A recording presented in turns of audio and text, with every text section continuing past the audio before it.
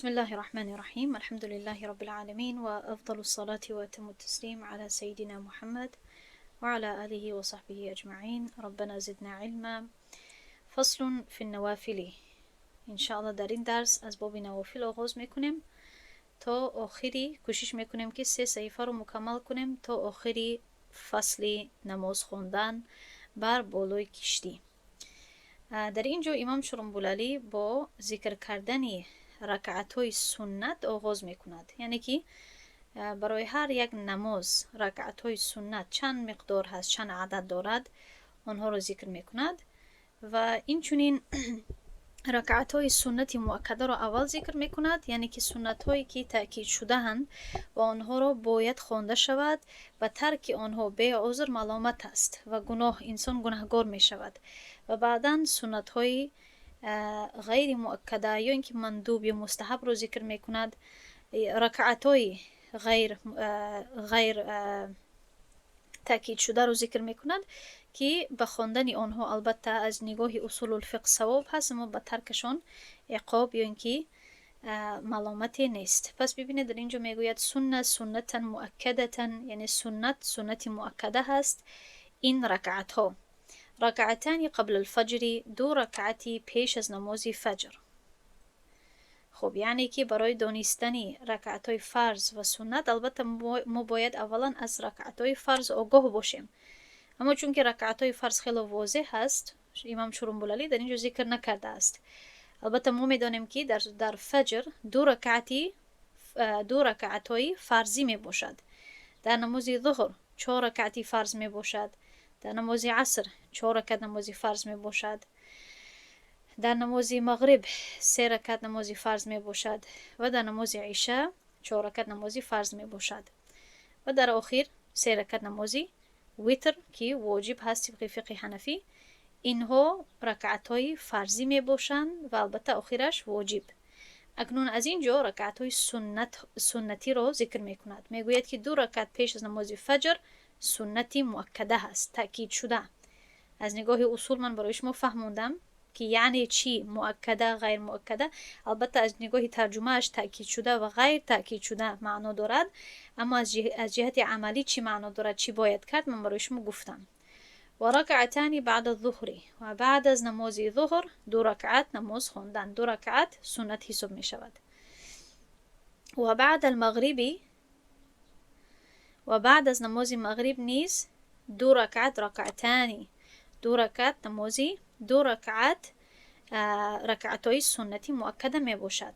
و بعد العشاء، و بعد از نماز عشاء نیز 2 رکعت سنتی مؤکده می باشد. و 4، یعنی اولا چی می کند؟ اولا رکعتانی رو ذکر می کند. برای هر یک نمازی که 2 رکعت سنتی مؤکده هست اونها رو اول ذکر کرد و اکنون 4 رکعتوش ذکر می کند. می گوید که و 4 رکعت پیش از نماز ظهر نیز سنتی مؤکده هست و پیش از نماز جمعه و بعد از نماز جمعه. خب بی تسلیمتین با 1 سلام، یعنی که واضح میکند که با ذکر کردن 4 یعنی که 4 رکعت در درون 1 سلام. خب تا اینجا چی شد؟ سنت های مؤکده یا رکعت های سنتی مؤکده. پس چی شد؟ برای نماز فجر 2 رکعت سنه، 2 رکعت فرض. برای نماز ظهر چی شد؟ میگوید 4 قبل الظهر، 4 رکعت سنه مؤکده، 4 رکعت فرض، 2 رکعت سنه مؤکده. برای نماز عصر یکم چیز ذکر نکرد از جهت مؤکده، پس نماز عصر 4 رکعت فرض موند. برای نماز مغرب 3 رکعت نماز فرض، 3 رکعت فرض و 2 رکعت سنت رو ذکر کرد. و بعد المغربی رکعتان. و برای نماز عشاء چی ذکر کرد؟ بعد از نماز عشاء 2 رکعت سنتی مؤکده، این رو ذکر کرد. خب و اکنون میگذاریم به نمازی رکعت های غیر مؤکده، یعنی غیر تأکید شده، که آنها رو سنت غیر مؤکده یا اینکه مندوب یا حتی نفل هم گفته می شود. ندیبه و مندوب هست. رکعت های مندوب 4 رکعت پیش از نماز عصر. پیش از یعنی نماز فرضی، رکعت های فرضی عصر 4 رکعت سنت خواندن مندوب هست، پسندیده هست. کسی اگر بکند ثواب میگیرد، کسی اگر نکند ملامت نمی شود. والعشاء، و پیش از اون که انسان 4 رکعت نماز فرضی عشاء رو بخواند یا آغاز کند، 4 رکعت اگر نمازی سنت گفته یا 4 رکعت یعنی حتی نیت نفل هم کند باقی ندارد، اما 4 سنت پیش از 4 فرض عشاء خواندن نیز مندوب هست. و بعده، و بعد از اون نیز میگوید، یعنی که گفتنی هست که بعضی، یعنی اگر کسی 4 رکعت پیش از 4 رکعتی فرضی عشاء بخواند و 4 رکعت بعد از 4 رکعتی فرضی عشاء بخواند و بعد از اون 2 رکعتی سنت مؤکده خواند، این هم جایز هست. برای همین است که بعضی وقت یعنی عموما 9 رکعت گفته می شود برای نماز عشاء و در یگان یعنی در یگان کتاب های دیگر یا بعضی وقت بعضی استادان که میفهمونند بعضی وقت 15 رکعت یا 17 رکعت ذکر میکنند. چگونه؟ اگر ما تنها فرض رو حساب کنیم، رکعت های فرض رو، خیلی رقم کم می شود. اگر ما رکعت های فرضی رو با سنت مؤکده حساب کنیم، عموما عشاء 9 رکعت می شود. چون که ما چی میکنیم؟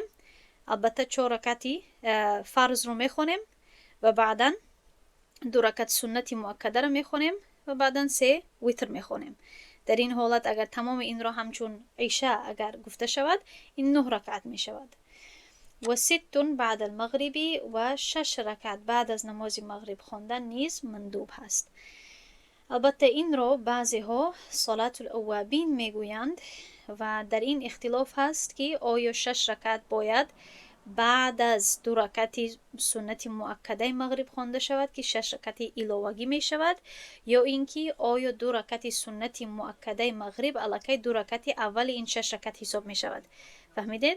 یعنی که اگر ما قول دوم رو بگیریم، کسی که نماز مغرب 3 رکعت فرضش میخونه، بعد 2 رکعت سنت مؤکده میخونه، بعد 2 رکعت نفل، این گویا چند شد؟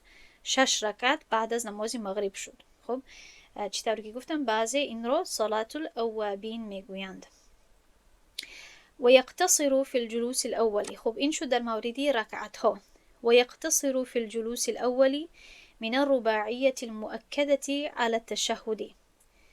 و یقتصر یعنی اقتصار میکند، یعنی کفایت میکند در نشست اول از رکعتای 4 تاگه یا از 4 رکعت مؤکده بر تشهد، یعنی کفایه میکند بر نشست تشهد، یعنی بر تنها خواندن تشهد در نمازی که دارای 4 رکعت باشه. 4 رکعت یعنی در رکعتای سنتی مؤکده کفایت میکند در نشست اول بر تشهد. یعنی هدفش همین است.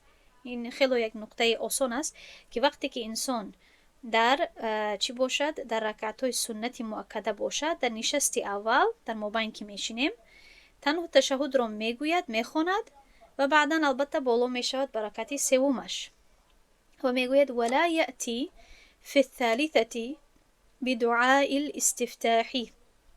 و در رکعت سوم دعای استفتاح رو نمی آورد.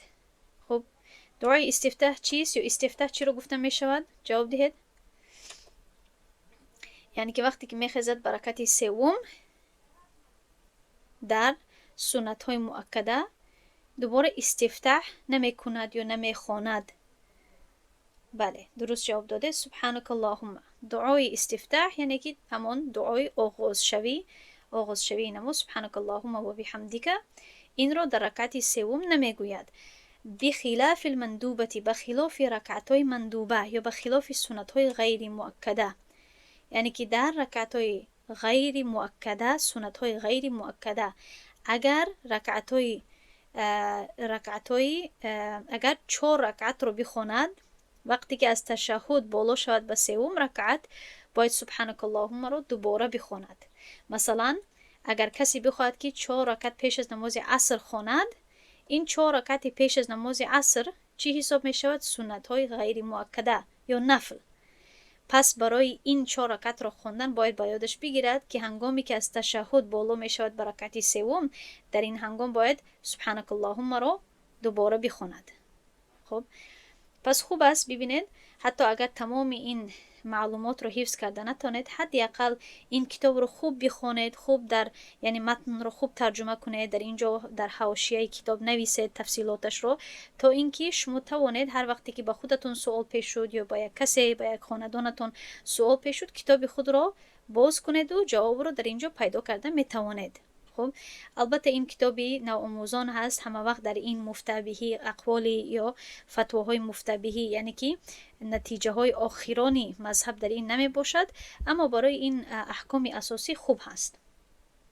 و بار بار که کتاب را کشاده دیدید همین قدر زیادتر و زیادتر در فکرتون میشیند. ما هم در اول یعنی وقتی که در مورد بعضی مسئله ها سوال میشود، ما در اول عادت داریم که کتاب ها رو میکشاییم و میبینیم بعضی وقت در مورد بعضی مسئله ها فراموش میشود، اما آهسته آهسته که چندین بار همون سوال بعد پیش می آید، همون باب پیش می آید، کشاده میخونیم، همون مسئله ها باز در فکرمون زیادتر و زیادتر مینشیند. برای همین این فایده دارد.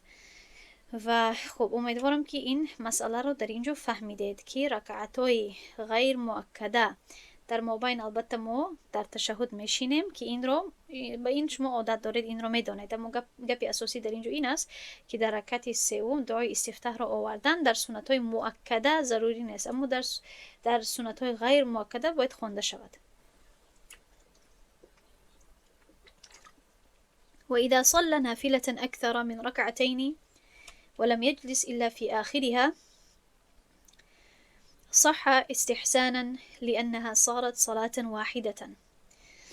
و اگر کسی وقتی که کسی نماز نفل خواند که از 2 رکعت زیادتر باشد، و ایده و وقتی که بخواند نافله زیادتر از 2 رکعت، نماز نفلی که زیادتر باشد از 2 رکعت، اما نشیند مگر در آخرش، یعنی که در مابین در تشهد نشیند، همین خیلی 4 رکعت رو به نشستن خواند، صح استحسانا صحیح می شود، قبول می شود، صحیح شمار می شود این نماز 4 رکعته نفلی از جهت قاعده استحسان.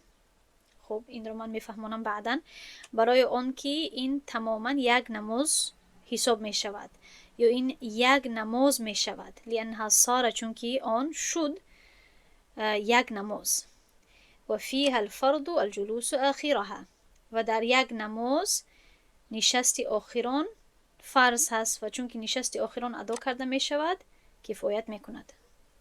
خب از جهت استحسان چیست؟ استحسان این یک قاعده، این یک پرینسیپی، یک قاعده اصول الفقه می باشد که فقیه از یک قاعده عمومی قیاسی رو میگرداند و به حکم عمل میکند یا به حکم فتوا میدهد که از روی یا نص، یعنی نص میتواند یا یک آیت قرآنی باشد، نص میتواند که حدیث باشد، یا میتواند از روی عدالت، از روی حاجت یعنی نیازمندی، یا از روی تیسیر آسانی یا عرف و غیره، چون که به این قاعده ها موافق تر هست همون صحنه و طبق این قاعده ها مفید تر هست، به یک حکم دیگری عمل میکند که بر اساس همین چیزهایی که من ذکر کردم برقرار هست، گرچنده که با قیاس مخالف است. عموما از جهت قیاس این درست نمی شود، اما از جهت استحسان چون که این همچون یک نماز حساب می شود، در اینجا فتوا به این داده می شود که این درست هست. اما من به فکرم قبلا هم به شما کم ترک درباره قیاس و استحسان گفتگی بودم که این استحسان یکی از قاعده های خیلی کلانی و اساسی فقه حنفی می باشد، اما استحسان این زیادی وقت به خلاف قیاس استفاده می شود. یعنی مثلا این خیلی بفهمید که اگر من یک مثال آسانتر بدهم، طبق قاعده قیاس طلب می کند که اگر شخص آب داشته باشد نمیتواند که تیمم کند، یعنی از جهت پرینسیپی یا قاعده قیاسی اگر در موجود بودن آب تیمم باید جایز نباشد، اما طبق استحسان ما میگوییم که بله اگر آب موجود باشد اما انسان بیمار باشد یا آب به حد خنک باشد، سرد باشد یا زمستان باشد و این شخص نتواند همون آب رو استفاده کند، یا مثلا آب در یک جا بند باشد گرچه که یک دو سه قدم دور از پیشش باشد، طبق قاعده استحسان ما میگوییم که این شخص حکماً آب ندارد و میتواند که تیمم کند. دیدید که قیاس یعنی همون طریقه عمومی را به نظر میگیرد که عموماً چه قاعده ها به چه احکام میرساند، اما استحسان همون قاعده های عمومی رو بعضی وقت تغییر میدهد، چون که در اینجا یک نقطه باریک دیگری به نظر گرفته می شود و بالاتر مانده می شود یا ترجیح داده می شود. به هر حال اگر استحسان رو نفهمیدید، همین خیلی بگوید طبق قاعده استحسان، چون که این از اصول الفقه هست که شما اگر اصول الفقه نکرده باشید فهمیدن این حالا اونقدر آسان است. و کره الزیادة على 4 بتسلیمة فی نفل النهار، میگوید که مکروه هست زیاده از 4 رکعت را با یک سلام خواندن در نفل‌های روزانه.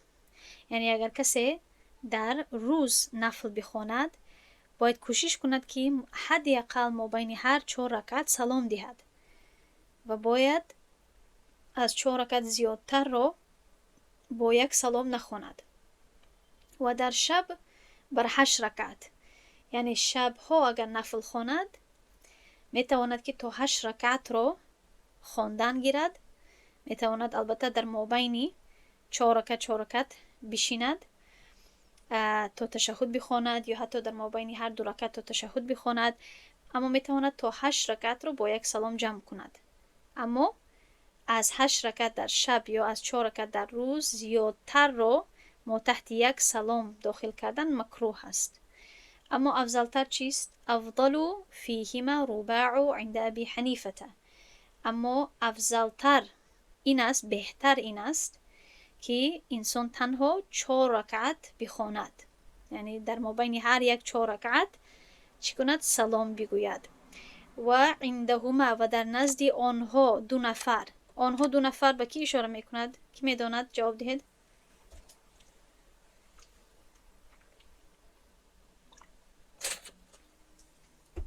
وقتی که قول امام ابو حنیفه آورده می شود و بعدا نزد آنها 2 نفر گفته می شود، این به کی اشاره می کند؟ بله، صاحبین. بهترین این اشاره می کند به 2 شاگرد امام ابو حنیفه، امام محمد الشیبانی و امام قاضی ابو یوسف. کاش که وقت زیادتر می بود که در مورد این علما من برای شما نقل کرده می توانستم که چقدر بهترین قصه ها در مورد آنها هست. اما به هر حال قاضی ابو یوسف من برای شما همین قدر حداقل گفتگی هستم که قاضی بود و این چنین کلان سال بود، با امام ابو حنیفه قریب تا 20 سال درس خواندگی بود و شاگردی کردگی بود. اما امام محمد خرد سال بود و با امام ابو حنیفه تقریبا 5 سال شاگردی کردگی هست.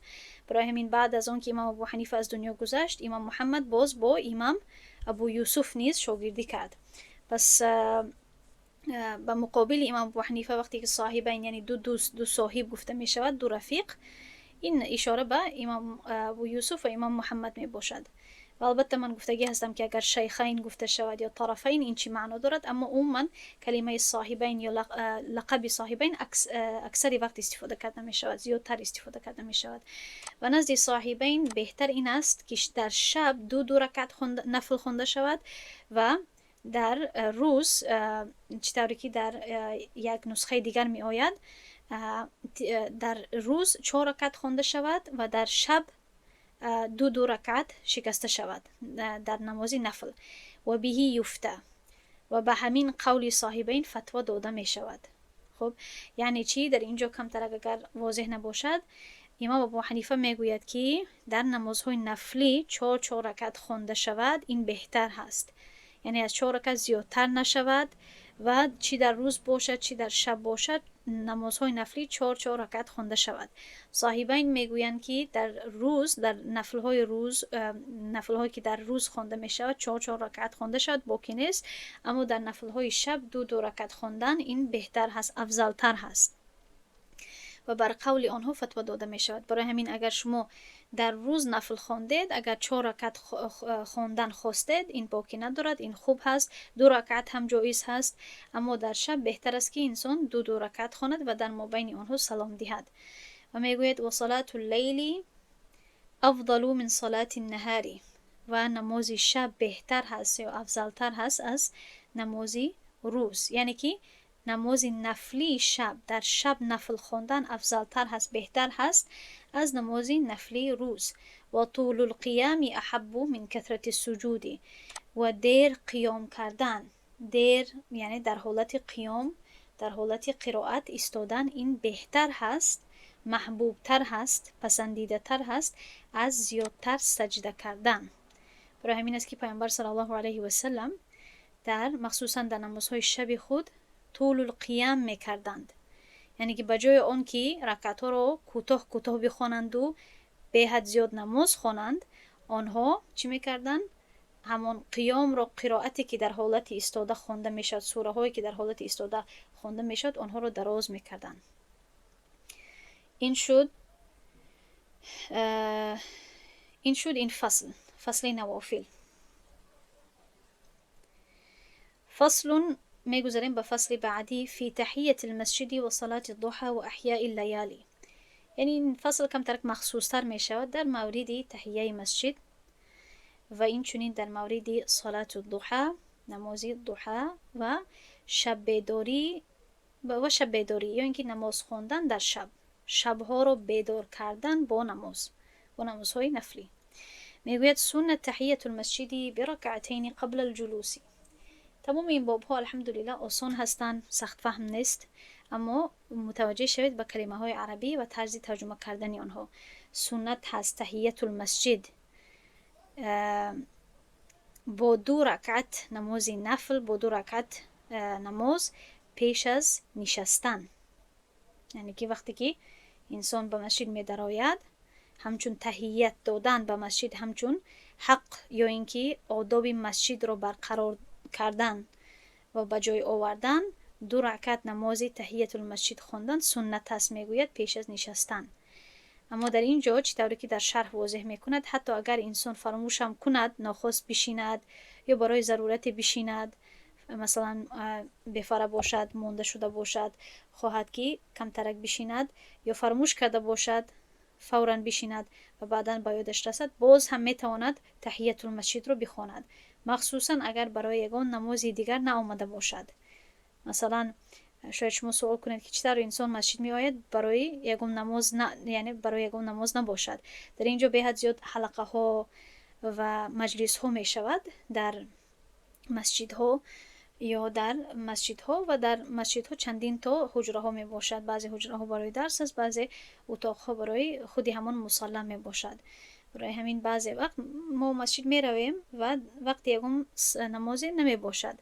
اگر انسان برای در یک وقتی رود که در آن وقت یگان وقتی نماز نباشد، در آن وقت مخصوصا و زیادتر تاکید می شود که باید تحییت المسجد رو بخواند.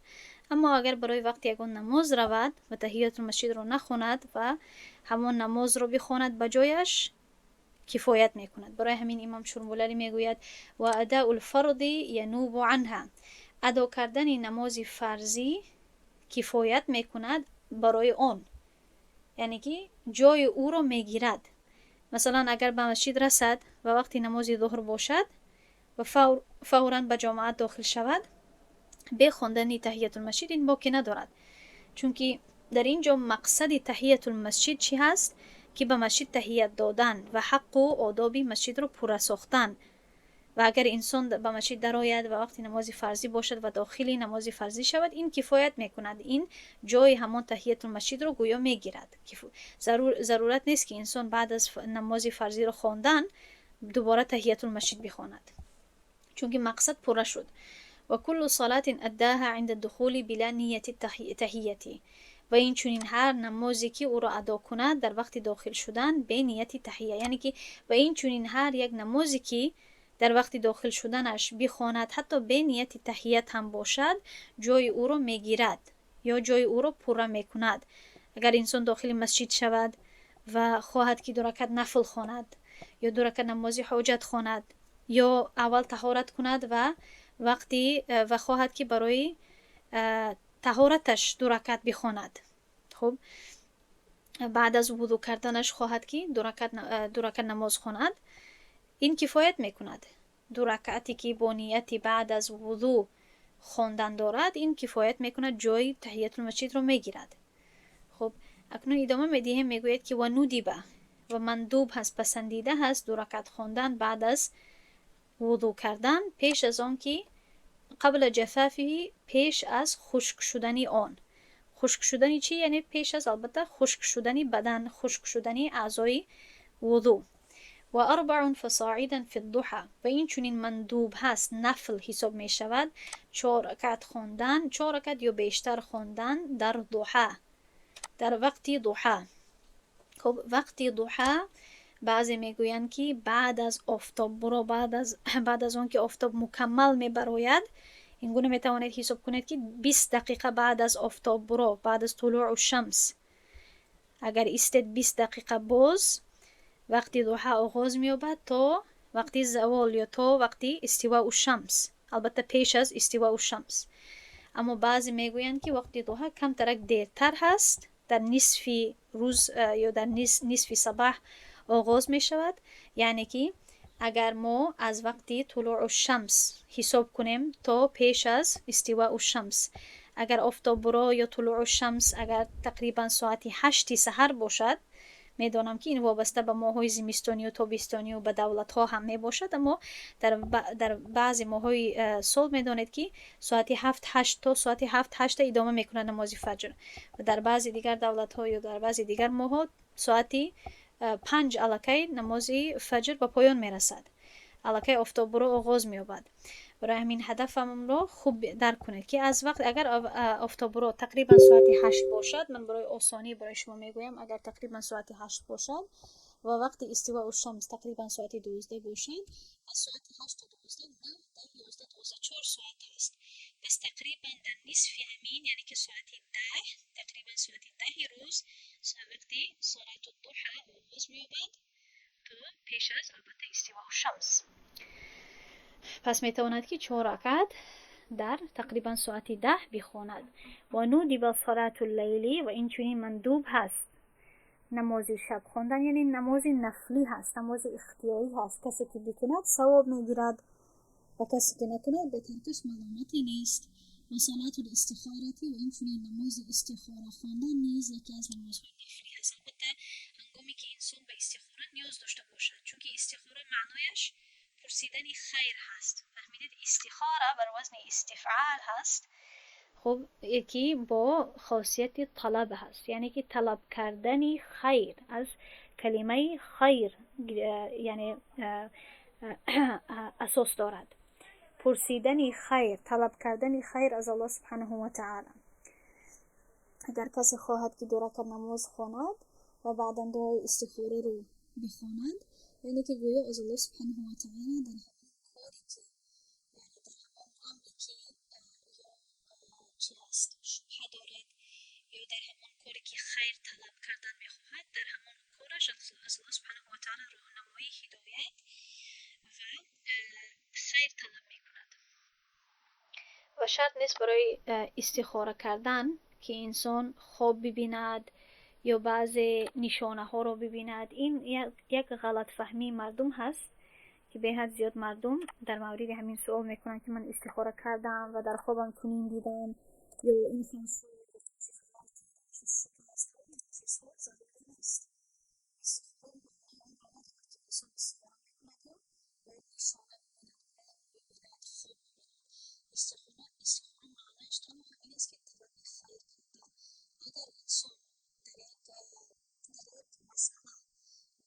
داشته باشد، بداند که کدام دو راه را دو سه راه را دو سه انتخاب را انتخاب کند و در شبهه باشد، با استخاره انسان طلب میکند که یا الله، ای الله سبحانه و تعالی، من یک اختیار، یک فیصله در این مورد میکنم و از تو طلب میکنم که در فیصله من، در اختیار من خیر بیانداز و من را راهنمایی کن به همان انتخابی که برای من برای دنیا و آخرتم بهترین هست.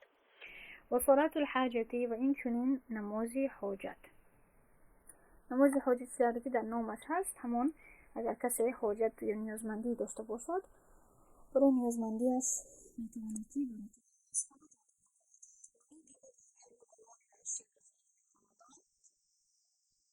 استفاده شب خواهی میشه در استخاره فرق نمیکند شب خوانده میشود روز خوانده میشود. هر وقتی که انسان نیاز دارد میتواند نماز استخاره رو بخواند. نماز استخاره مقید و وابسته به یک وقتی نیست، چطوری که نمازی حاجت به یگان وقتی مقید و وابسته نیست. نماز ضحا وقتی خود را دارد. نماز شب البته در شب خوانده می شود، اما نماز تحیت المسجد مثلا در وقتی در آمدنی مسجد فرق نمی کند وقتش کدام وقت هست و در کدام وقتی نماز هست. البته این را باید احتیاط کند که وقتی که با مسجد داخل می شود اگر وقتی مکروه باشد باید تحیت المسجد را نخواند و این چنین در وقتی کردنی طهارت. و ندب احیاء لیالی العشر الاخیر من رمضان، و این چنین یعنی پسندیده هست که شب بیداری کند 10 شب آخری رمضان را، یعنی که در 10 شب آخری رمضان نمازهای نفلی خواند. و لیلتی العیدین، و در 2 شب عید نمازی نفل خواند. این مندوب هست، حتمی نیست، ضروری نیست، یگان خیل عبادت مخصوص در آن شب ها نیست. اما اگر کسی همچون شکرگزاری در 2 شب عید اگر نفل خواند، حتی اگر 2 رکعت هم باشد، این مندوب هست. اما این را با نیت سنت تمام این یعنی مخصوصا اینش را عیدین را این را با نیت سنت باید نکنه، چون که در اینجا نگفته است که این سنت هست. هر عملی که سنت نباشد اما او را با نیت سنت کرده شود این بدعت می شود. برای همین احتیاط کنید. و لیالی 10 ذی الحجه، و در 10 شب ذوالحجه نماز خواندن یا شب بیداری کردن با نمازهای نفلی این هم مندوب هست، یعنی عبادت کردن در شب، نمازهای نفلی خواندن. و لیلة النصف من شعبان، و در نصف شعبان 15 شب شعبان. و یکره الاجتماع على احیاء لیلة من هذه الليالي في المساجد، و امام شرنبولانی میگوید که مکروه است اجتماع شدن یا اینکه مجلس برقرار کردن یا جماعت برقرار کردن برای شب بیداری این شبها در مسجدها، یعنی که باید در مسجدها یگان خیل پروگرام یگان خیل اجتماع باید مقرر کردن نشود برای خواندن این نمازها، چون که این سنت نیست و پیامبر صلی الله علیه و آله و صحابه این کارو نکردند. پس برای آن که بدعت نشود و مردم این رو سنت یا اینکه همچون یک حصه دین نشمارند، مخصوصا با جماعت این کارها را انجام دادن، بهتر است که از این کار پرهیز کرده شود. برای همین میگوید که این مکروه است. خب اکنون میگذاریم به فصل فی صلات النفل جالسا و صلات علی الدابه. این فصل در مورد نماز نفلی هست در حالت نشستن و این چنین نماز خواندن بالای یک سواری. یجوز النفل قاعدا مع قدرت القیام. اولا میگوید که نفل خواندن جایز هست در حالت نشستن با قدرت قیام یا اینکه با قدرت یعنی ایستادن، با داشتن قدرت ایستادن یا خستن. یعنی که حتی اگر انسان تواند که بخیزد، تواند که یعنی ایستاد شود، بخیزد از جایش، باز هم جایز هست که نماز نفل را در حالت نشسته بخواند. ولكن له نصف اجر القائم الا من عذر. ولیکن برای او نصفی ثواب کسی که نمازش را در حالت ایستاده میخواند میباشد، مگر اگر از روی عذر باشد. یعنی که اگر از روی عذر نشسته نماز نفلش را خواند باز هم پر ثواب میگیرد. و یقعد کالمتشهد فی المختار، و طبق قول اختیار شده در حالت نشستن تشهد می نشیند. یعنی چطوری که در حالت خواندن تشهد میشیند همین خیل باید در حالت ادا کردن نفلش در حالت نشسته باید بشیند. و جاز اتمامه قاعدا بعد افتتاحه قائما بلا کراهه علی الصحیح کابتدائه. و جایز هست نمازش را تمام کردن در حالت نشستن بعد از آن که او را آغاز کند در حالت خیستن به یگان خیل کراهت، طبق قول صحیح چطوری که او را ابتدا کرده است. یعنی که چطوری که در ابتدا کردن برای او جایز هست که در حالت نشستن ابتدا کند، همین خیل هم برای جایز هست که در مابین نماز اگر خواهد که بشیند برای نماز نفلی و در حالت نشستن او را تمام کند، میتواند این اختیار را دارد، این انتخاب را دارد. و یتنفل راکبا خارج المصر موميا إلى أي جهة توجهت دابته. و نماز نفل را میتواند در حالت سوار شدن بخواند بیرون از شهر، یعنی که در حالتی که مسافر باشد بیرون از شهرش باشد، مومیان با ایما، تنها با اشاره ها، ایلا با یا با ای جهت، به کدام جهتی که باشد، به کدام طرفی که باشد، توجه دابتو، به کدام طرفی که سواری او توجه کند یا اینکه روی گرداند. یعنی که شخصی که بیرون از مصرش باشد، یعنی بیرون از شهرش باشد، اگر خواهد که نماز نفل خواند، میتواند نماز نفلش را در حالت سوار شدن با اشاره خواند به کدام طرفی که سواریش رو گردانده باشد، به کدام طرفی که همون سواریش رویش رو گرداند.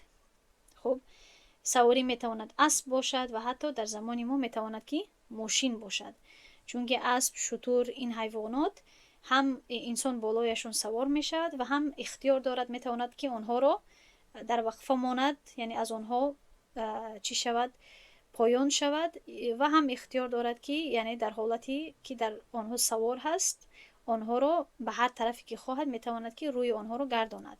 برای همین علما میگویند که ماشین در زمان ما به مانندی همین هست، به مانندی سوار شدن بالای اسب یا شتر.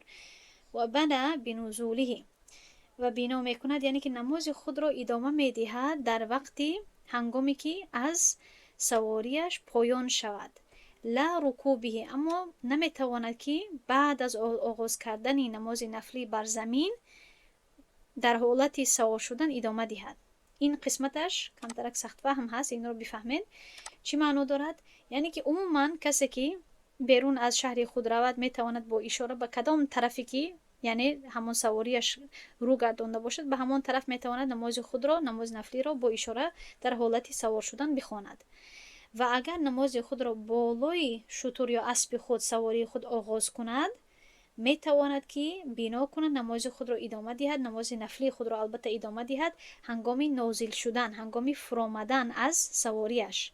اما برعکس نمیتواند، چون که اگر نماز خود را در زمین در حالت ایستاده به طرف قبله نماز نفلی خود را اگر در زمین آغاز کند، نمیتواند که او را بنا کند، یعنی او را دوام دهد در حالت سوار شدن، چون که وقت در حالت یکم نمازش از حالتی ضعیفتر یا از حالتی که چندین تا شرایط برایش جایز شدگی هست، از آن حالت یعنی تبدیل می شود به حالتی که نمازش باید دوباره برگردد به شکل مکملش. پس از شکل قاصر بودن یا نامکمل بودن به شکل مکمل رفتن این جایز هست. نمازش مکمل نبود، یعنی که مکمل از جهتی با اشاره میخوند در حالتی سوار شدن به طرف قبله میخوند، اما بعد از نازل شدن، بعد از فرامدن نمازش دوباره برگشت به حالتی همان اساسیش، این جایز هست. اما از حالتی اساسی نماز رو بردن به حالتی کم این جایز نیست، حتی در نمازهای نفلی هم باشد. برای همین میگوید که نمیتواند که نمازش را به شکل پوره در زمین آغاز کند نماز نفلی را و در حالتی سوار شدن ادامه دهد. نمازش را باید مکمل کند و بعدا اگر خواهد بر همون سواریش سوار شود و یک نماز نفلی نو را آغاز کند. ولو کان بالنوافل راتبه، حتی اگر با نوافل راتبه، یعنی که با نوافل یعنی که با سنت های مؤکده هم باشد، سنت های مؤکده را نیز میتواند بخواند. و عن ابی حنیفه رحمه الله انه ينزل، و امام ابو حنیفه گفته است، یعنی از امام ابو حنیفه روایت هست، انه ينزل لسنة الفجر، که او باید برای نماز فجر، یعنی خوبتر هست که او برای سنت نماز فجر نازل شود، یعنی فراید، لانها آکد من غیرها، برای آنکه دو رکعت سنت نماز فجر زیادتر تاکید شده هست از دیگرهایش. یعنی که این درست هست، احادیثی که در فضیلت سنت های نماز فجر می باشند آنها زیادتر تاکید شده هند و بر نمازهای نفلی و بر دو رکعت سنت نماز فجر زیادتر تاکید هست، در احادیث زیادتر فضیلت بیان شدگی هست و زیادتر عقاب بیان شدگی هست بر کسی که او را ترک میکند وابسته به یا مقابل به دیگر سنت ها. برای همین گرچه که انسان میتواند که نمازش رو در حالتی سوار شدن یعنی نمازی نفلی رو و سنت های راتبه رو، یعنی سنت های مؤکده رو گرچه که میتواند در حالت سوار شدن بالای سواری بخواند، اما امام ابو حنیفه میگوید که حداقل برای سنت های نماز فجر، برای دو سنت مؤکده نماز فجر، و اگر از سواریش فراید یعنی کوشش کند فراید، چون که این دو رکعت سنت زیادتر تاکید میشوند و زیادتر اهمیت دارند و مهم هستند. و جاز للمتطوع الاتکاء على شيء ان تعب. کسی که متطوع باشه، متطوع یعنی کسی که نماز تطوع میخواند، یعنی که نماز نفلی میخواند. کسی که نماز نفلی میخواند جایز هست برایش تکیه کردن بر چیزی اگر تعب خسته شود، اگر مانده شود، بلا کراهت، بیگون خیل کراهت. و این کان بغیر عذر کره فی الاظهر لاساءة الادب. اما اگر بغیر از عذر باشد این مکروه حساب می شود طبق قول ظاهرتر از سبب بد اخلاقی یا بد ادبی نشان دادن. ولا يمنع صحة الصلاة على الدابة نجاسة عليها. و صحت نماز را منع نمی سازد، یا این خیل ترجمه می کنیم که یک لحظه،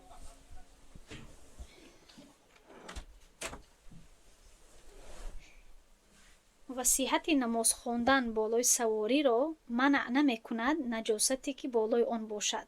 فهمیده چگونه ترجمه کردم؟ صحت نماز خواندن بالای سواری را منع نمی سازد، یعنی که ناجایز نمی سازد نجاستی که بر بالای آن باشد، یعنی بر بالای سواری باشد، همون حیوانی باشد یا چیزی اگر بالای حتی ماشین باشد یا بالای در این زمان موتورسیکل ها هست و دیگر چیزها هست، بالای همین چیزها اگر نجاستی باشد خود نماز را، صحت نماز را مانع نمی شود. ولو کان فی السرج و الرکابین، حتی اگر چی بالای سرج و رکابین باشد. سرج یعنی زین میگوید و رکاب ها. خب یا این رو به روسی گفته می شود سدلو و سترمنا. خب یعنی که سرج همون چیزی که بالای سواری مانده می شود که انسان تواند بالایش بشیند، و رکابین دو جای پای رو گفته می شود، دو مکانی که پای در آن داخل کرده می شود از زین کشال می باشد طبق قول صحیح تر. خب ولا تصح صلاة الماشي بالاجماع، اما با اجماع یعنی با موافقت، با اجماع علما نماز شخصی ماشی یعنی شخصی که در حالتی راه گشتن باشد، یعنی پیاده رفتسته باشد، جایز نیست. انسان نمیتواند که پیاده رود در حالتی راه گشتن باشد و نمازش قبول شود. تنها نماز نفل و سنتی راتبه جایز هست، یعنی که وقتی نماز نفل گفته می شود این نماز سنت را هم در بر می گیرد. تنها نمازی فرض از این استثناء می شود مگر اگر با عذر باشد، که به فکرم این بابی بعدی بله در موردی همین می باشد. یعنی که این فصل در موردی نمازهای نفل یعنی که نفل و سنت هست، و این فصل بعدی در موردی نمازهای فرضی و واجب بالای سواری هست. خب این فصل رو گذاشتیم. اکنون این فصل دیگر این رو هم میکنیم ان شاء الله. فصل این فصل در موردی فی صلاة الفرد والواجب على الدابة، نماز فرضی و واجب رو بالای سواری خواندن. میگوید لا تصح على الدابة صلاة الفرائض ولا الواجبات كالوتر والمنظور وما شرع فيه نفلا فافسده. میگوید که نماز فرضی و نماز واجب یعنی فرائض و واجبات بالای سواری صحیح نیست، درست نیست. انسان نمیتواند نماز فرضی را همچون قاعده اساسی، اول قاعده اساسی را پیش میکند و بعدا استثناءات را میگوید.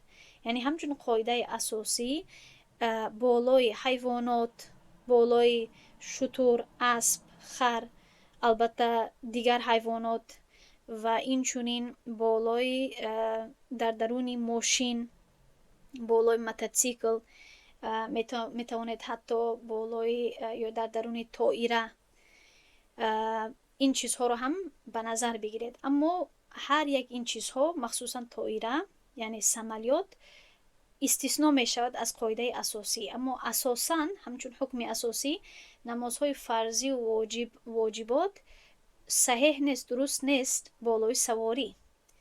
و مانندی و در اینجا بعضی مثال ها رو میدهد برای نمازهای واجب. اگر کسی نداند کدام نمازهای واجب، یعنی میگوید به مانندی نماز ویتر و نماز منظور، اگر انسان نظر کند این رو من فهمانده بودم. و این چنین نمازهای نفلی که آغاز کند اما او را فاسد گرداند. نماز نفلی که انسان آغاز کند اما از مابین شکند، باید که او را قضا کند. پس اینها مثال های نمازهای واجب می باشد. و میگوید و این چنین نماز جنازه نیز جایز نیست. و این چنین سجده و سجدتون تولیت آیتها علی الارض، و این چنین سجده ای که تلاوت شده باشد بر آیتش بر بالای زمین، یعنی او هم باید بر بالای زمین سجده کرده شود. یعنی بر بالای سواری نمیتواند سجده کند مگر لضرورتین. ببینید از اینجا استثناء شدن سر می شود. فقه همین خیل هست. فقه ببینید این فقه قضاوت می باشد. خب حاضر یک لحظه به روسی چی می گویند این کلمه رو؟ فکرم یک چیز می گوید، اما فقه کی هست؟ فقه اسلامی لا هست. ما این رو با این انگلیسی میگوییم لا یعنی که به فکرم به روسی شما میگوید زکان، قانون هست. خب قانون، بله قانون، سود و چی میگوید زکان. و قانون وقتی که بیان کرده می شود اول در جای اساسی قاعده اساسی و عمومی اول گفته می شود و بعدا ما تحت همان قاعده استثناءات و قاعده های دویم درجه‌ای که از سبب بیرونی استثناء کرده می شود آنها ذکر می شوند. پس عموما این رو باید بگیرید. قاعده اساسی این است که نماز فرض و واجب رو بر بالای سواری خواندن جایز نیست و نماز نفل، البته نفل سنت رو هم در بر میگیرد، بر بالای سواری خواندن جایز هست. اما دیدید که چطور در این فصل هم بعضی استثناءات شد یا بعضی تفصیلات رو بیان کرد. مثلا در اینجا یک چیز رو استثناء کرد که اگر کسی نمازش رو بر زمین آغاز کند نمیتواند که بر سواریش ادامه دهد. این یک استثناء شد. خب و این چنین کسی که مثلا به یگان خیل ضرورت اگر تکیه کند این مکروه هست از سببی بدادبی. اما در اینجا ببینید قاعده اساسی این است که جایز نیست الا لضرورت الکی استثناء یا قاعده های دویم درجه یا مسئله های دویم درجه آغاز می شود مگر از برای ضرورت باشد. یعنی که انسان در زمان ما اجازه دارد که بالای اسب یا مثلا شتر یا زیادتر استفاده میکنیم ماشین، اتوبوس باشد، دیگر یعنی این گونه اسباب ها باشد، یا اینکه بالای سمالیات و طایره جایز هست اگر ضرورت باشد. به مانند کدام ضرورت ها؟ که خوف لص علی نفسه، به مانند ترس داشتنی دزد بر جانش، یعنی که اگر از دزد بترسد که دزد به او خطر میرساند، او دابته یا اینکه بر حیوانش ترس دارد، او ثیابه یا اینکه لباسش یعنی لباسهایش یعنی میتواند مال باشد، لو نزله اگر فروید. یعنی که اگر ترس داشته باشد از دزدها، از راهزنها، اگر از مردمی که قاتلها باشد، مثلا اگر خوف داشته باشد که اگر من فرویم بر من یا بر مالم، بر جانم یا بر اهل اویلم یا بر خودی همین سواریم خطر هست، در این حالت میتواند که بر سواریش بخواند. دیدین؟ برای همین اگر این گونه کسی سوال کنند که آیا جایز هست نماز فرض یا واجب رو بالای سواری خواندن، انسان نمیتواند بله یا ها یا نه بگوید. انسان باید بگوید که خب قاعده اساسی چنین هست که جایز نیست، اما اگر کسی خوف داشته باشد یا اما اگر کسی فلان و دیگر تفصیل. دیدین؟ و میگوید و خوفی سبعین. خب یک لحظه. و این چنین اگر کسی ترس داشته باشد از حیوانی درنده یا حیوانی وحشی، حیوانی خطرناک، و طین المکانی یا اینکه لای آلود بودن یا گل آلود بودنی زمین، همون مکان. پس ما در این میتوانیم چی رو درون کنیم؟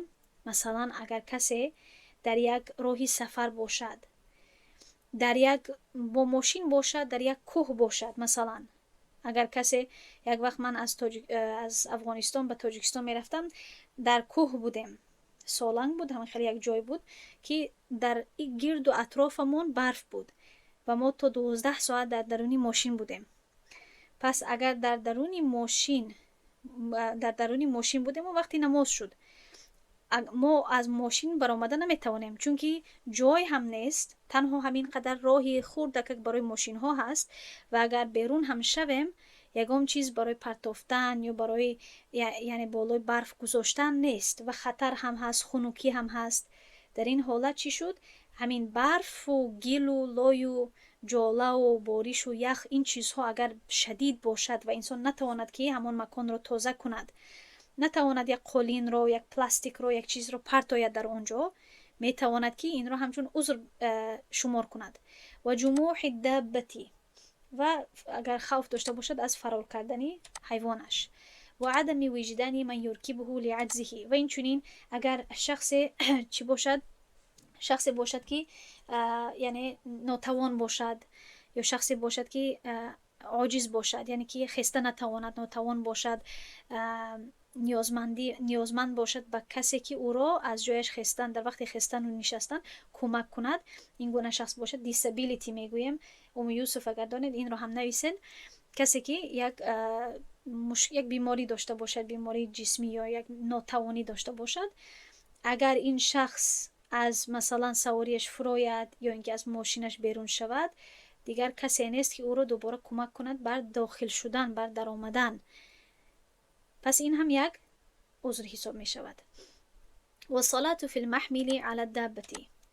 خب اکنون تا اینجا چی شد؟ نماز بر بالای خودی دابه، خودی سواری، خودی همون حیوان، خودی همون ماشین. اما اگر در زمان قدیم مخصوصا اگر نماز بر بالای مستقیما بر بالای حیوان نباشد، بلکه بر بالای محمل باشد، حودج باشد، که من عکسش رو برای شما پیش از درس روان کردم. ببینید عکس دو تا عکس رو روان کردم، یک شتر رو روان کردم و یک به فکرم اینش هم شتر هست، اما دو نوعی حودج هست. خب یکیش خردتر هست با کرسی، یکیش پهنتر هست که دو نفر در درونی همون نشستگی هستند، به مانند یک قوطی هست، یک صندوقی هست که بر بالای حیوان گذاشته می شود. پس این رو محمل گفته می شود، چیزی که انسان را حمل می کند، می بردارد. نماز خواندن در درونی محمل، در درونی حودج. خب من این را محمل می گویم که بفهمید که بر بالای سواری باشد، بر بالای حیوان باشد، که صلات علیه به مانند نماز خواندن بر بالای حیوان هست، به مانند نماز خواندن بالای خودی حیوان حساب می شود. فهمیده؟ تمام. یعنی که اگر این رو گفت چی معنی دارد؟ یعنی که تمام این قاعده هایی که حاضر خواندید یک چیز هست. یعنی که اگر کسی باید سوال نکنه اکنون که آیا بر بالای محمل نماز خواندن جایز هست؟ همون جواب هست که نه، جایز نیست اگر فرض و واجب باشد، مگر اگر ضرورتی باشد. مثلا به مانند خوف، حودج یا محمل، در درون محمل نماز خواندن که به مانند یک قوطی می باشد، یا اینکه بر بالای خودی سواری نماز خواندن یک چیز هست. سواء كانت سائرة او واقفة، فرق نمی کند که اگر سواری یعنی همون حیوان در حالتی سائره، در حالتی حرکت کردن باشد، یا در حالتی وقف شدن، ایستادن. ولو جعل تحت المحمل خشبة حتى بقي قراره على الارض. اکنون یک حالت استثنایی هست. خب یک حالت استثنایی، یک حالت جدا هست که میگوید که اگر کسی تحتی یعنی در زیری، در پایانی محمل، در پایانی همین صندوق، همین قوطی، اگر خشب چوبهای دبل، چوبهای غوص رو بگیرد و قائم کند، برقرار کند از زیری همین قوطی، تا آن دمی که یا تا این که بقی قراره علی الارض، تا این که همون قوطی، همون حودج بر بالای زمین برقرار شود. کان بمنزله الارض، در این یگانه حالت همون قوطی یا همون محمل به برابر زمین حساب می شود. مثلا عکس دومی که من روان کردم، ببین قوطی به حد پهن هست. اگر همین گویم که همین شطور اگر وقفه کند و این مردم مثلا باید در یک جا وقفه کنند، اگر 4 چوبی به حد دبل رو با مانند 4 درختی بریده شده رو اگر بیارند و از مابین همین دو طرفی، دو تاشو در یک طرف، دو تاش رو در طرف دیگر اگر گذارند که وزن همین هودج، همین محمل بر بالای همون 4 چوبی دبل اگر بیافتد، در این حالت همون محمل به مانندی زمین حساب می شود. چی طوری که اگر کسی خانش یعنی در منزل دوم باشد، سوم باشد، همین خیلی هم در منزل دوم و سوم نماز خواندن به مانندی نماز خواندن بر بالای زمین است. برای چی؟ برای اون که همون دوم منزل هم با یکم منزل پیوست هست با طریق همین دیوارها و همین چوبها. پس برای حودج و برای محمل هم یک حکم هست. فتصح الفریضة فیه قائما. پس انسان می تواند که در درون او نمازش رو در حالتی ایستاده بخواند. خب پس انشاءالله متاسفانه 1 ساعتی ما پوره شد. این فصل رو هم گذاشتنی بودیم، اما با که نیست در همین جا وقفه میکنیم. خلاصه این 2 فصلی بالا این شد که انسان اگر در ماشین باشد، چون که این سوال به حد زیاد پیش می آید، اگر انسان و در ماشین باشد و وقتی نمازش بیاید، در جای اول اگر تواند و امکانیت داشته باشد و البته کوشش کند که امکانیت ای رو پیدا کند که ماشینش رو در وقفه گذارد، از ماشین بیرون شوند، در یک پهلوی همون سرک، همون مکانی که وقفه میکنند، یک چیز رو پرتویند یا یک مکانی پاک رو پیدا کنند، در آنجا نماز خوانند. در قدم اول این کار باید کرده شود برای نمازهای وقتیه. البته برای نمازهای فرضی، وقتی نماز ظهر شود، عصر شود، انسان در ماشین باشد، در اتوبوس باشد، باید کوشش کند که از اتوبوس بیرون شود، پیش از یعنی در اولی وقتی نماز، اگر نتواند در آخری وقتی همون نماز، و نماز خود را در حالتی ایستاده بر زمین بخواند. اما اگر ضرورت پیش آید، مثلا انسان در طائره باشد، در سمالیات باشد، مثلا بعضی ها با بعضی دولت ها وقتی که سفر میکنن 12 ساعت 13 ساعت سفر میکنن، چندین نمازها وقتشون میرسد. در این حالت اول ما میپرسیم از همون نفرهایی که در طائره هستن، آیا من میتوانم ایستاد شم در یگم جای؟ آیا در مابین همین ریادها که هست، صفها که هست، من ایستاد شدن میتوانم؟ در بعضی وقتها شما خودتون میدونید که ایستاد شدن در طائره اجازت هست، در بعضی وقتها در بعضی حالتها اجازت نیست. عموما من چی میکنم؟ اول میپرسم شما یگم مکان وسیع‌تر دارید که من بر 1-2-3 دقیقه من نمازم رو خوانم؟ عموما جهان میداند مسلمان چیست و نماز چیست. عموما بله میگویند یا ها میگویند. پس ما میخیزیم به همونجا میرویم، نماز خود رو میخونیم.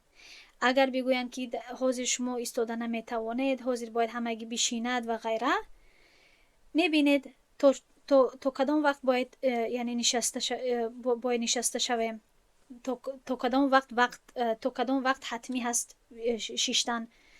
اگر نیم ساعت باز باشد، نیم ساعت باشد و نیم ساعت باز هم وقتی همون نماز باقی ماند، شما میتونید انتظار شوید. اگر ببینید که نه، برای نماز تنها 5 دقیقه هست یا 10 دقیقه مانده هست، میتوانید در حالت نشسته نماز خود را در طائره با اشاره کردن با رکوع و با سجده بخوانید، یعنی با رکوع و سجده. چون که برای رکوع کردن خم شدن و برای سجده کردن بالا یک چیزی جای هست عموما، یا حتی دستان خود را بر بالای همون لوحه که پایان می شود، بر بالای همون ماندن، این گونه باید نماز خود را بخوانید. و برای ماشین هم فهموندم که برای ماشین خودتان راننده باشید یا کسی دیگر، اگر امکانیت بیرون شدن باشد، در جای اول باید نماز فرض و واجب خود را در حالتی بیرون شدن از ماشینتان بخوانید. اما اگر امکانیت نباشد یا در حالتی قرار داشته باشید که در اتوبوس یا در یگم جا کسی برای شما ماشین رو از حرکت کردن بس نکند، وقفه نکند، در اتوبوس در یگم جای دیگه باشید، در مترو و غیره، و وقت نماند دیگر برای نماز و همون ماشین رو هم یا مترو رو هم بعد در وقفه یا بیرون شدن نتوانید، در این حالت میتوانید که در حالت نشسته نمازی خود رو بخوانید. خب امیدوارم که واضح باشد. در همینجا وقفه میکنیم. سبحان الله و بحمده، سبحانك اللهم و بحمدك، نشهد ان لا اله الا انت، نستغفرك و نتوب الیک. السلام علیکم و رحمت الله و برکاته.